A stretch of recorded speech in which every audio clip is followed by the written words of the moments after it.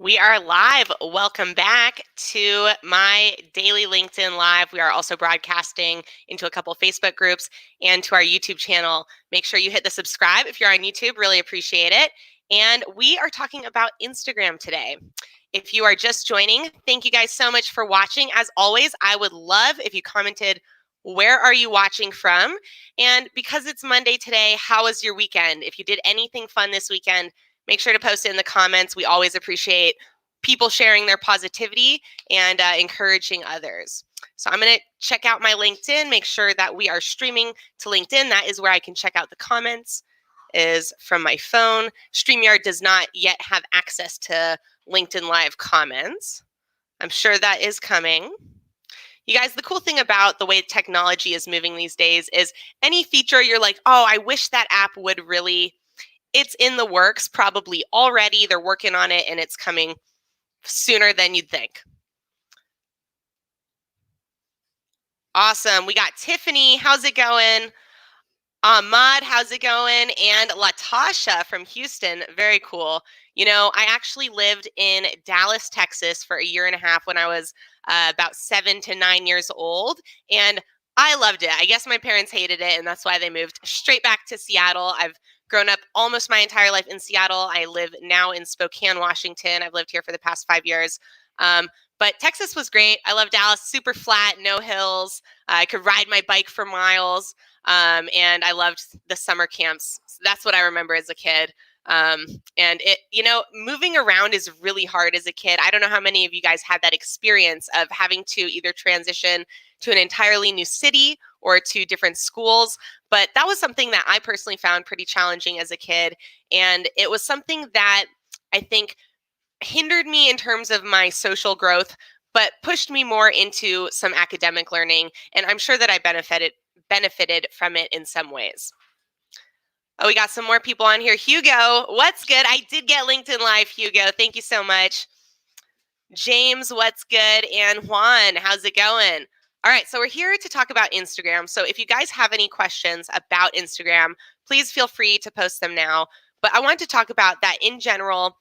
The best Instagram strategy relies around creating meaningful communications with potential customers and then converting them into either hardcore followers and brand ambassadors or customers who want to purchase from you again and again and again because they have the money and they love the customer experience that you're giving them. In general, these are called touch points. I love this new term I've been hearing much more in the marketing and business world. Touch points. It's where you connect with your customer, and making a touch point meaningful is very, very important for your brand to, one, stand out from other brands, and two, have a really high rate of conversion for your actions to, I would say, have an effect, right? Every business, I think one of the biggest things we all worry about is I don't want to waste my time. I don't want to spend an hour a day for 6 months doing something and have zero results at the end. And to make sure that you're getting a really good conversion on your energy spent to results achieved or goals achieved, you want to make sure that those efforts are very meaningful. And this is true really in all aspects, from communication with customers to creating content. If you're going to create a piece of content, turn your focus, turn your energy up so that you can create a really good piece of content. Otherwise, you're not wasting your time, but you certainly aren't getting the most out of it. What's up, Jared Harris? How's it going today? Did you have a good weekend? And Athula from Australia. That's very cool. What time is it over in Melbourne? So, how do you create these meaningful communications on Instagram, and what does that mean to make a meaningful communication? So meaningful is going to be different to every person, but in general, as human beings, we share a set of core values, which is that if you invest more time and effort into me, I feel better about you. I reciprocate that feeling. We are people and beings of reciprocation of energy. So when people feel negative, you feel negative. And when people feel positive, you tend to feel positive. there's something about our brain energy that we can really sense to quite a high degree. And most people don't have a lot of control over how then they respond to that. So it is something that anyone can gain control over with practice, walking into a room where everyone's upset and you still feel fine. But most people, the way that we naturally respond is if we're around a bunch of other people that feel negative, we start to feel negative too. This is a really important thing to understand, not only on a social platform, but just in life in general, is to start paying attention to how the people around you, how their energy is affecting you. And one, either isolating yourself away from negative energy if you don't have that capacity to ignore it yet or not be affected by it, or if you do have that capacity, really turn it on and practice, use those opportunities as practice to increase the strength of your resilience to that negative energy. So in terms of communication on Instagram, this plays out in terms of how long are your sentences. This might seem like a little bit of a weird thing, but using a longer sentence indicates to your customer, wow, this person took so much time out of their day to send me a truly authentic, meaningful message. They really care. Short sentences say, I don't have time for you. Here's the info. Get out of my face. This is how people perceive communication through digital space in extremes, right? They'll read a message and go, oh, damn, they're yelling at me. Or like, wow, this message has a ton of attitude. Or they'll read a message and go, wow, this person is so incredibly friendly and nice and going out of their way. Not so often are people going to go, this is a blah person. We really like to polarize online. You can see that from how people engage in comment sections, or will act and say things that they would never say in real life through digital space. So use that to your positive advantage. Maybe you would never be comfortable saying really wonderful, nice things about a stranger in person. Like that is kind of you have to have a lot of self-confidence to do that. But do it in digital space. Be brave in digital space.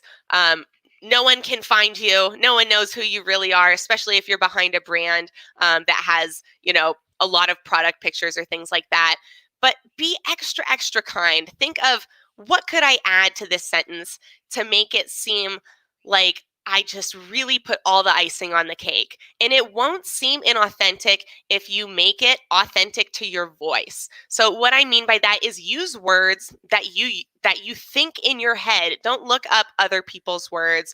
Don't look up how other people do it. Think, if I was going to be extravagant and really express myself about something enthusiastically, what are some emphatic adjectives that I would use? Adjectives are something that I think a lot of businesses should be paying much more attention to in their communications. Adjectives are very powerful. They give your customers a lot of help in terms of visualization, and they also make you, again, they give you personality, because when you're using adjectives, you have so many choices between what word you could have picked. And the fact that you picked that one word indicates to the person what type of person you are. We connect with each other through voice, through text, through thoughts, because words are something that have a magic to them and connect us in a very powerful way. Craig said text is misconstrued all the time. Okay, yes, let's talk about this. That just brought up a great idea. So unless you use emojis. Emojis are like the magical sauce that every brand should be using. They literally tell the customer how to read your message, like in what type of emotional context. It might seem immature to you, like I'm a professional brand, emojis are too immature. The fact is, people individually do not think that way. When they receive a message and it's got a happy face at the end or a heart, people feel like, oh, this person cares. Oh, this is a nice message. So I would say don't do a bunch of emojis, but like use one emoji to indicate the tone of your message is a great way to kind of avoid misconstrued text.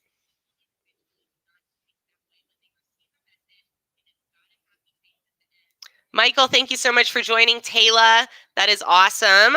Just getting the day started over there in Australia.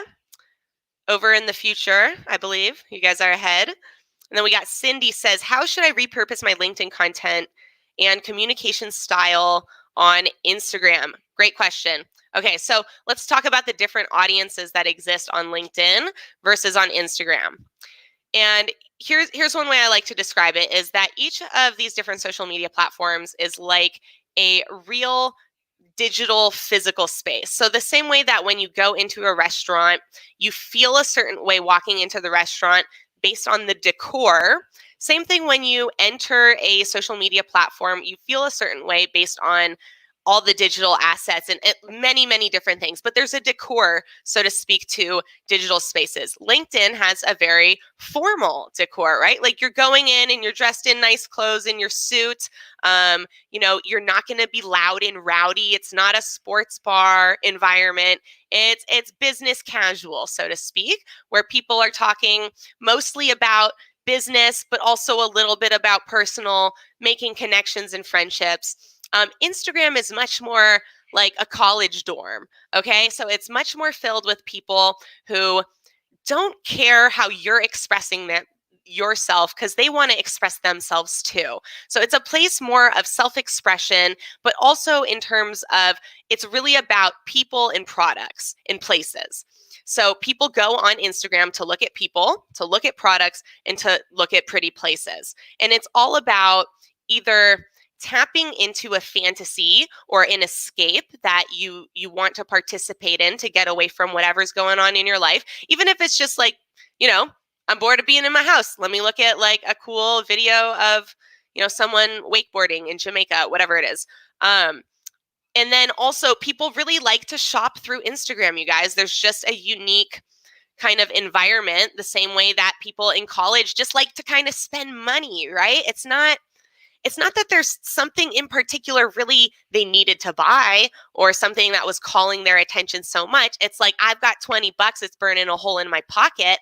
What's out there that I could spend my money on to have an even better time than I'm already having? So I would say that's very much the mental space and the kind of like digital space, if you had to imagine it, of Instagram. And targeting people within that mindset and that communication style works very well.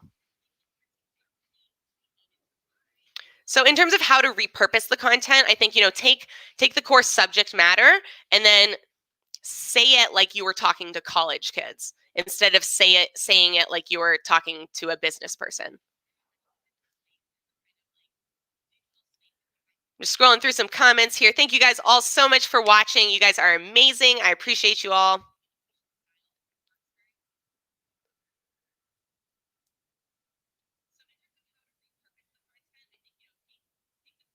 Yeah, Chris Reed is saying that he takes his LinkedIn lives and he streams them to other platforms and then repurposes the content by chopping it up into nice little clips. That is exactly my plan here. I am streaming to a couple Facebook groups as well as to YouTube. And then I'm saving, luckily, when you have StreamYard, the basic or pro version, it saves all your videos so you can download them, chop them up, put them wherever you want. I think it's a really, really cool content pillar to have. I'm very excited about it. It allows me to add, I'm adding on a VA for the first time. I'm probably going to add on 2 or 3 different VAs to do various different tasks. So definitely, you guys, if you have any questions about that, I am learning and going through the process of how do you build out a really efficient, really high performing system that's using VAs to do very, very specific tasks, where all of the high level, I think, injection comes in from the top, being me. So it's a pretty cool process. It's very exciting for me. I've wanted to scale one of my businesses for a very long time. When I reached the peak of my glass blowing business, I tried various different ways to scale it. Failed in all of those ways that I tried to scale it. And so now I'm at a place with my coaching business and really just my overall personal branding where I have the opportunity to try and scale again. And it's a very, very exciting place to be.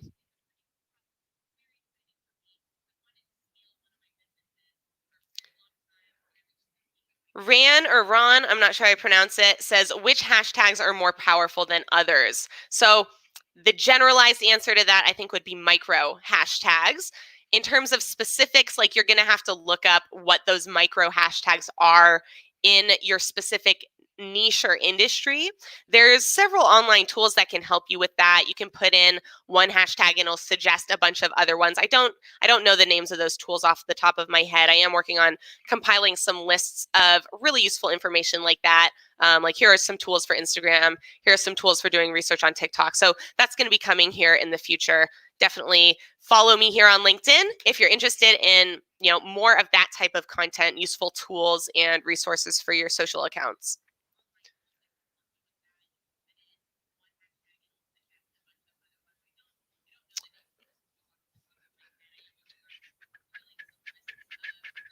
Scrolling through some more comments. You guys are awesome. Keep it up with all the commenting. Trying to get to any questions.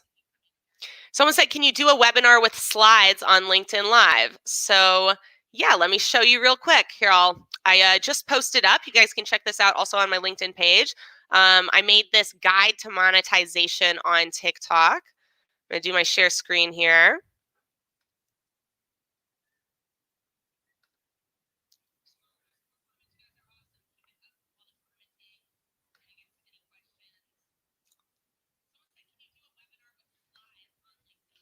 Hold on one second. There we go. Had to click a button. Okay, so well, screen on screen forever action. That's kind of fun. Into infinity we go. But here is the presentation. And I'm just going to click the PDF, but it's just, I can open a presentation and, start it. Let's see. My computer might be a little slow loading. It's coming. It's coming, guys. So you can run presentations. I could run this through my Canva and then it'd be more of an actual presentation, but here's just like the PDF version of it. So yeah, I mean, StreamYard, I am really liking it so far. I like Zoom, but I like StreamYard a little bit better. I don't know. I haven't tried StreamYard yet for just a one-on-one meeting. I'm still using Zoom for like my coaching and consultation meetings because one, I think more people have Zoom and I don't want to ask people to download and learn a new thing just for my coaching. I think using something they're familiar with it is much easier, but also just because I haven't tried a StreamYard one-on-one yet. So, okay, we're back. Let me stop the screen share. Hope that answered your question. Paul Harrison, thank you. I got to say I'm in love with it. Huge shout out, you guys. Stack and scale. Let's see if I can point my finger the right way. Oh, this is tricky. There we go. Okay, you got it. Stack and Scale on Instagram, or sorry, on LinkedIn. Look them up. They're also linked in my. I do copywriting for them as well. They did that logo for me. I absolutely love it. I gave them a generalized idea. I said I wanted something based off a bird because I really love the idea of just helping your business soar. I love birds flying. I think that there's a lot of kind of diving into imagination with that kind of symbolism, and they came up with something that absolutely, and it nails. I love those colors and the gradient to it. It's awesome. So you'll be seeing that logo everywhere, you guys, that I am posting content and sharing lives. All right, guys, I think we're going to close it up for this live stream. Thank you so much. If you have any questions, please feel free to reach out to me. You can hit me up on email. I'm going to post a little banner right here.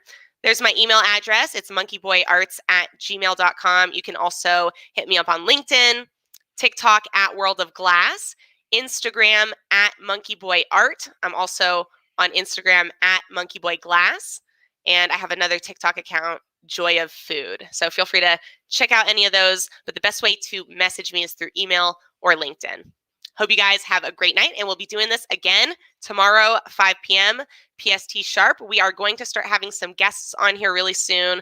It's going to be a combination of two types of guests. Guests who have a cool story to share that I think you guys are really going to enjoy. It'll be entertaining, plus have some value to it. And then also some really interesting guests who have very unique perspectives and insights into things that we're all curious about. For example, what's going on in China with their economy, with the, someone who's really kind of deep inside of China, within the economy, and understanding the different both, I'd say, social situation that's happening right now because of coronavirus, but also the economic situation as it's been building for the past decade into what it might be happening in the next couple years. I think those are really some insights I'm curious to hear about, and I'm going to have some guests on this show like that. If you are watching and you're interested in being a guest, please reach out to the email or through LinkedIn. Thank you guys so much. Please feel free to comment, like, share. It all really does mean a lot to me.